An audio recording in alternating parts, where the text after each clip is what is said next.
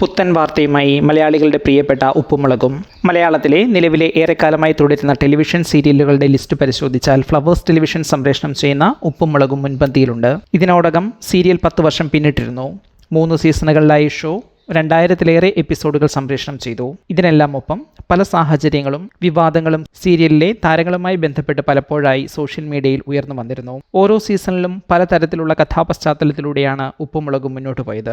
പല കഥാപാത്രങ്ങൾ പുതുതായി വരികയും ചില കഥാപാത്രങ്ങൾ പൂർണ്ണമായി ഒഴിവാക്കപ്പെടുകയും ഒക്കെ ചെയ്തു. ചിലർ പുതിയ സീസൺ എത്തുമ്പോൾ വല്ലപ്പോഴുമൊക്കെ എത്തുന്ന കഥാപാത്രങ്ങളായി മാറി. 3-ാം സീസണിൽ പ്രധാനമായി വന്ന ഒരു തിരിച്ചടി സീരിയലിലെ പ്രധാന കഥാപാത്രങ്ങൾ തന്നെ സീരിയലിൽ നിന്നും പ്രതീക്ഷിക്കാത്ത കാരണങ്ങളാൽ വിട്ടുനിൽക്കേണ്ട സാഹചര്യങ്ങൾ വന്നു എന്നതാണ്. അതോടെ ഈ സീരിയൽ അവസാനിക്കും എന്ന് കരുതിയവരാണ് കുറേയേറെ പ്രേക്ഷകർ. എന്നാൽ സീരിയലിൽ വേണ്ട മാറ്റങ്ങൾ വരുത്തി ആ സാഹചര്യത്തെ മറികടക്കാൻ അണിയറ പ്രവർത്തകർക്ക് കഴിഞ്ഞു. ഇപ്പോൾ പുറത്തു വരുന്ന വാർത്തകളും ഈ സാഹചര്യത്തിലാണ് ഏറെ ശ്രദ്ധേയമാകുന്നത്.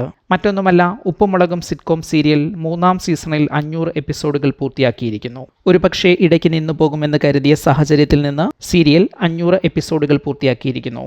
2026 ജനുവരി 14-ന് 3-ാം സീസണിലെ 500-ാം എപ്പിസോഡ് ചാനൽ ടെലികാസ്റ്റ് ചെയ്തു. ഇതോടെ ഈ സീരീസ് 2100-ലധികം എപ്പിസോഡുകൾ പിന്നിട്ട് പ്രേക്ഷക മനസ്സുകളിൽ യാത്ര തുടരുന്നു. നിങ്ങൾ ഉപ്പുമുളകും പ്രേക്ഷകരാണെങ്കിൽ നിങ്ങൾക്ക് ഈ സീരിയലിൽ എല്ലാ സീസണുകളും പരിഗണിക്കുമ്പോൾ ഏറെ ഇഷ്ടപ്പെട്ട കഥാപാത്രങ്ങൾ ഏതൊക്കെ എന്ന് കമൻറ്റ് ചെയ്യൂ.